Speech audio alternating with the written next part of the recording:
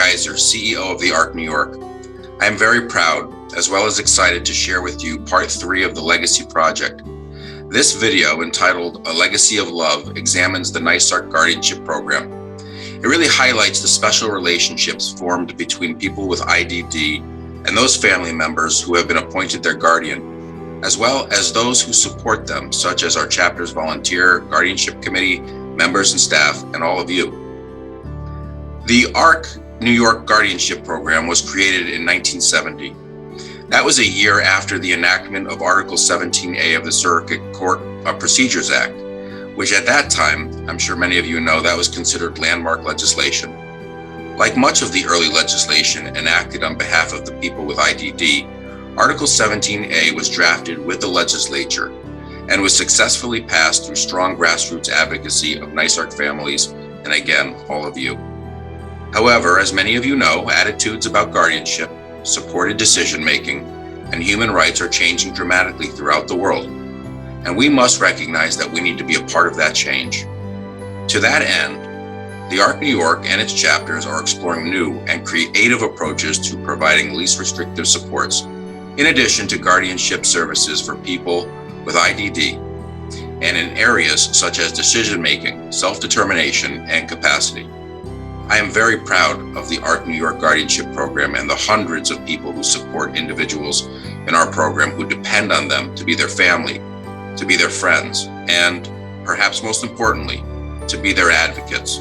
Many people with intellectual and developmental disabilities need assistance, advocacy, and individual concern and attention, including some people with no family members available. There are also many parents and other family members who know their family member with IDD is likely to outlive them. So in 1970, the ARC New York established corporate guardianship, which gives ARC New York legal status as the guardian for an individual who needs a guardian. Since its start, corporate guardianship has been administered by state office guardianship staff under the guidance of the statewide committee, which is comprised of volunteers from the various ARC New York chapters and a couple of chapter guardianship staff people. Under the guidance of the statewide committee, the state office guardianship staff plays an essential role in assuring the quality and effectiveness of chapter guardianship services through education, training, and even daily assistance. For about its first 35 years, the ARC New York's guardianships were an uncompensated service, reflecting as clearly as anything could the essential mission of the ARC New York. In recent years, the NYSARC trusts have generously underwritten both the state office's guardianship expenses and the chapter's expenses, allowing us to achieve even better, more individualized levels of care. That partnership, Board of Governors, the statewide committee, the state office, the chapters, and the trusts, has provided for thousands of individuals and their families the reassurance that those who need guardians will always have someone there for them to ensure that they have the quality of life they're entitled to and that they are cared for, really cared for, and really cared about. Hi, I'm Erica Berman, and I have the distinct privilege and honor of serving as the director for this unique guardianship program for 38 years. This legacy project, aptly entitled A Legacy of Love, indeed has been an idea long in the making, and it is near and dear to my heart. The NYSARC Guardianship Program is one of the most unique models of its kind in the country. Since it depends on both staff and volunteer committee members' dedication to work in partnership, always employing supported and shared decision-making strategies that are least restrictive but necessary to enable people with disabilities to live independent and autonomous lives as possible. The vision statement that guides us in providing our supports and services is that an individual with developmental disabilities has their voice heard and respected in every decision. The main vacuum is filled is simply that there was no mechanism for someone being designated to watch out for the welfare of that individual. Now, some people that are familiar with the condition can be legally appointed to watch out for that individual.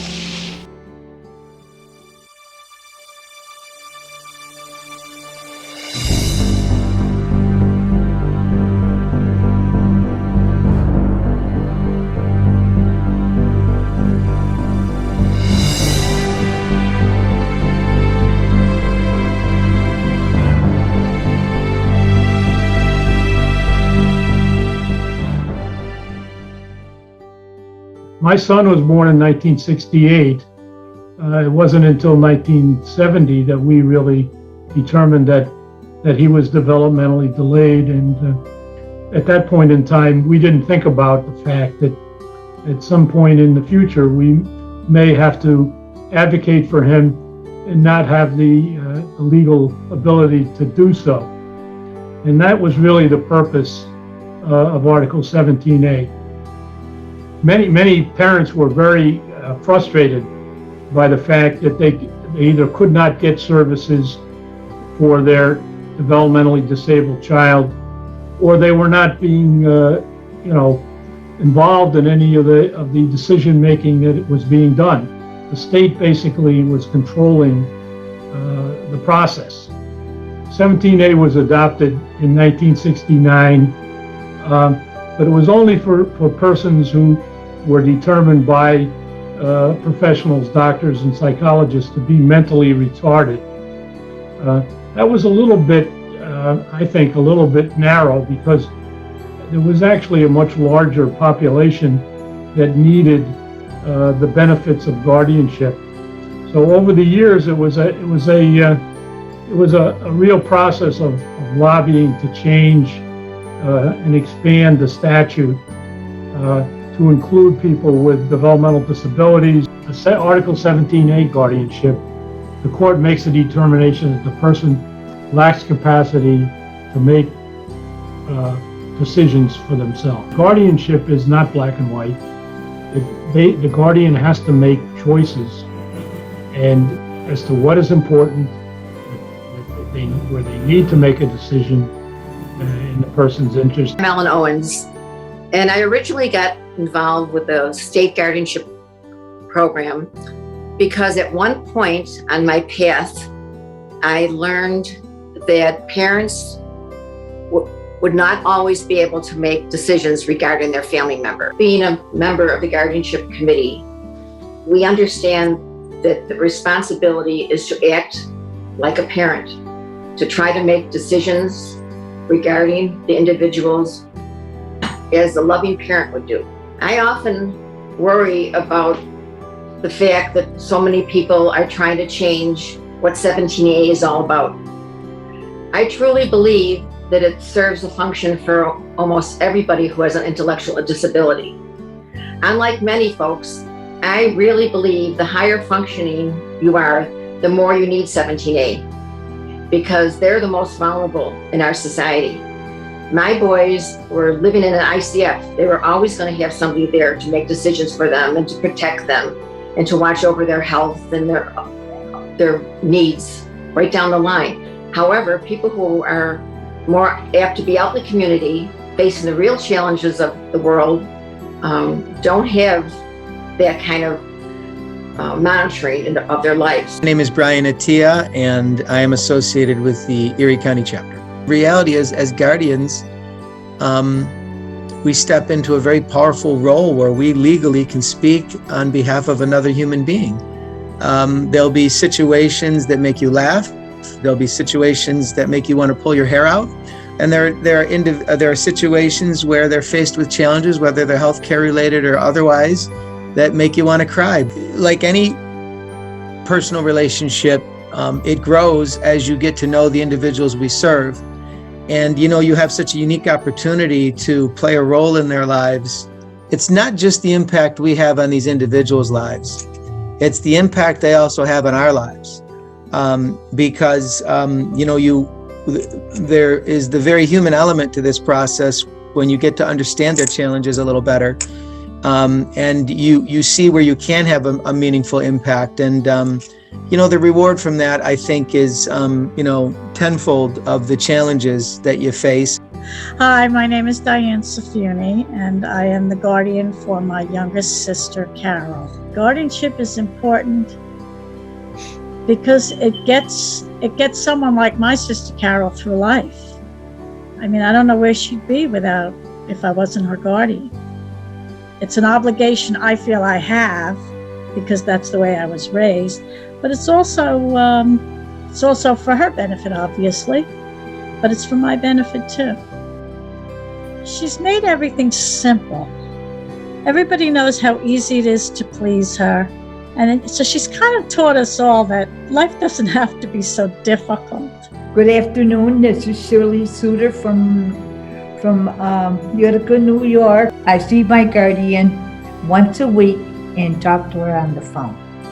And I'll tell you, Francesca is a beautiful lady and she's a sweet guardian.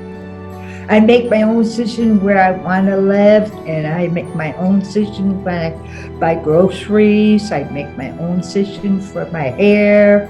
So about wanting to move. Mm-hmm. How am I helping you do that? She's gonna get the people all together and she's gonna tell them that I would like to move. Okay. Will you have a choice where you're going? I have to go see it first. If I didn't have a guardian, I go down in the dumps. The role of the executive director, particularly at ARC Westchester, was one, I was a guardian, and therefore I was a signature on many of the documents that were necessary in order to form that relationship. Two, to make sure that we had the financial and program supports behind that system, and make sure we had the right staff or volunteers in place. And number three, to have a formalized system within our board that is a committee of individuals who are focused on guardianship, to have it at the highest level of compliance and governance in the organization.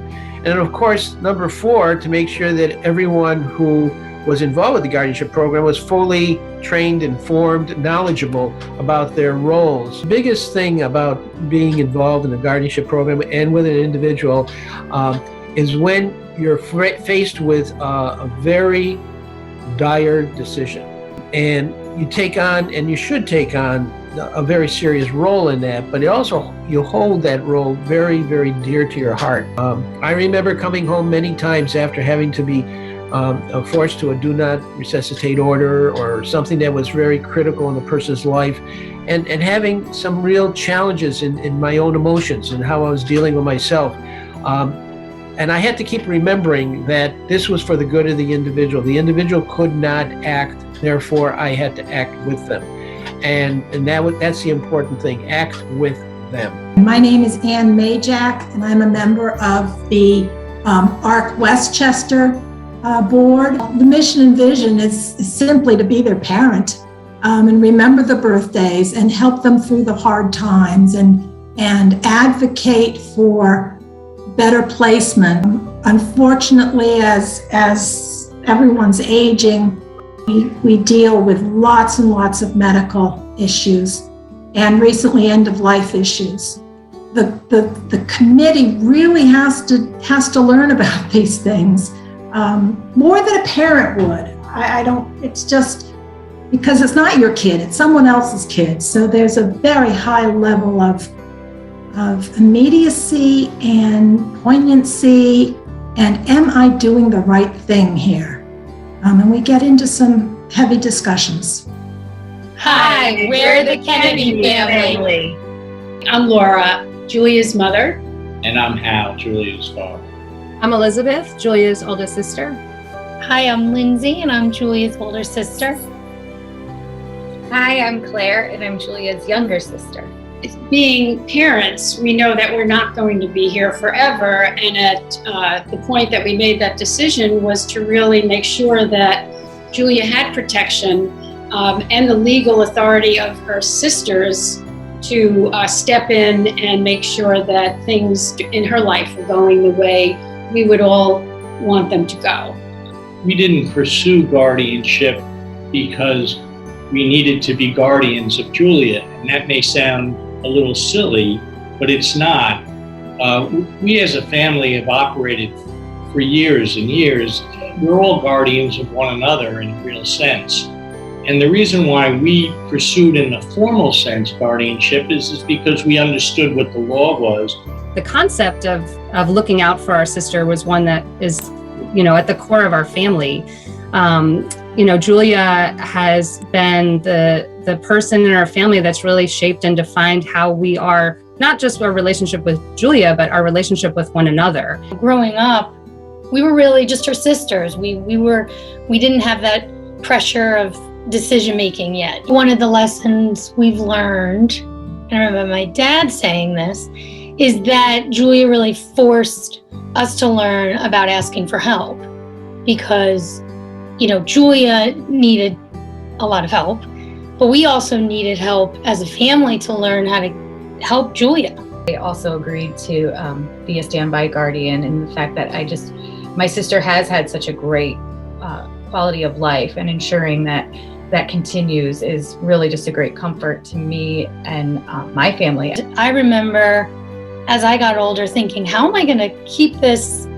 I want to learn more about how to make sure she's living in these wonderful living environments and going to different programs and having this quality of life. Thinking about guardianship in the future, and at this point in which Julia will need all of us really to serve in this way that we can communicate and translate her needs for her, just made perfect sense. It gives us a peace of mind and a framework for continuing those conversations as all of us age together with Jules in the future.